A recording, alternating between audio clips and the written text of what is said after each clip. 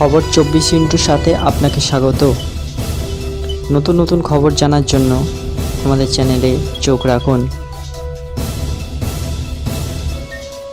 নমস্কার দর্শক বন্ধুরা, স্বাগত আমাদের এই চ্যানেলে। আবারও রেল দুর্ঘটনার নেপথ্যে মালগাড়ি। দক্ষিণ পূর্ব রেল ডিভিশনে হাওড়া থেকে মুম্বাইগামী সিএমটি মেল দুর্ঘটনার পর উঠে এসেছে এমনই তথ্য। সংশ্লিষ্ট ডিভিশনে আধিকারিকদের কথায় হাওড়া থেকে দূরপাল্লার ট্রেনটি যখন মুম্বাইয়ের দিকে যাচ্ছিল তার মিনিট কয়েক আগেই পাশের লাইন দিয়ে যাওয়া একটি মালগাড়ি লাইনচ্যুত হয়। তার 4টি বগি লাইন থেকে ছিটকে যায়, 2টি লাইনের মাঝের যে নিরাপদ অংশ থাকে সেখানে ছিটকে পড়ে। 4টি বগির মধ্যে একটি আবার হাওড়া থেকে মুম্বাইগামী ট্রেনের লাইনের ওপর গিয়ে পড়ে।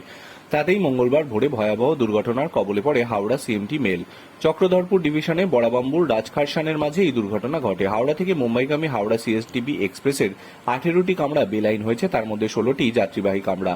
বাকি দুটির মধ্যে একটি ট্রেনের বিদ্যুৎ সংযোগের কামরা, একটি অন্যটি প্যান্ট্রি কার। দুর্ঘটনাস্থল থেকে আহত যাত্রীদের উদ্ধার করে চক্রধরপুরে পাঠানো হচ্ছে চিকিৎসার জন্য। এদিকে মেল ট্রেনের গতি ছিল 110 থেকে 115 কিলোমিটার প্রতি ঘন্টা। দক্ষিণ পূর্ব রেল ডিভিশনের অন্তর্গত চক্রধরপুর ডিভিশনের আওতায় থাকা হাওড়া মুম্বাই লাইনটি ভিআইপি লাইন হিসেবে বিবেচিত হয়। গুরুত্বপূর্ণ এই লাইন হওয়া সত্ত্বেও সংশ্লিষ্ট লাইনে কবচ নেই, যা থাকলে এই দুর্ঘটনা হয়তো এড়ানো সম্ভব হতো বলে মনে করছেন অনেকেই।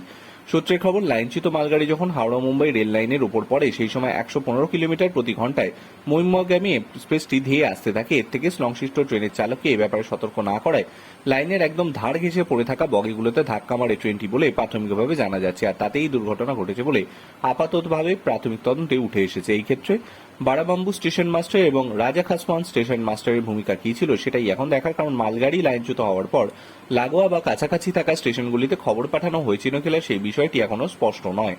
যদি খবর পাঠানো হয়ে থাকে তাহলে দুরন্ত গতিতে ছুটে আসা মুম্বাইগামী এক্সপ্রেসটির চালককে মালগাড়ির দুর্ঘটনার খবর পাঠানো হয়েছিল কিনা সেটাই এখন তদন্তের মূল বিষয়। যদিও মালগাড়ির দুর্ঘটনার খবর না পাঠানো হয়ে থাকে সেটা হবে এই দুর্ঘটনার অন্যতম প্রধান কারণ। দুর্ঘটনা ঘটলে যে ধরনের সিগন্যালিং ব্যবস্থা থাকা দরকার এটা কি আদৌ ছিল, নাকি যাত্রীবাহী ট্রেনের চালক সেটা না দেখেই গাড়ি ছুটিয়ে দিলেন, সেটাও তদন্তের অন্যতম বিষয়। তবে প্রাথমিক তদন্তে উঠে এসেছে মালগাড়ির বগিটি লাইন ঘেঁষে একেবারে পড়ে থাকা বিষয়টি যাত্রীবাহী ট্রেনের চালক দেখতে পেয়েই ব্রেক কষেছিলেন, কিন্তু স্বাভাবিক গতিতেই থাকা ব্রেক কষলেও পড়ে থাকা মালগাড়ির বগিতে গিয়ে ধাক্কা মারে যাত্রীবাহী ট্রেনটি, কিন্তু কিছু গতি কমে যাওয়ার পর যাত্রীবাহী ট্রেনটি বগিগুলি ছিটকে যায় লাইন থেকে। Bureau report.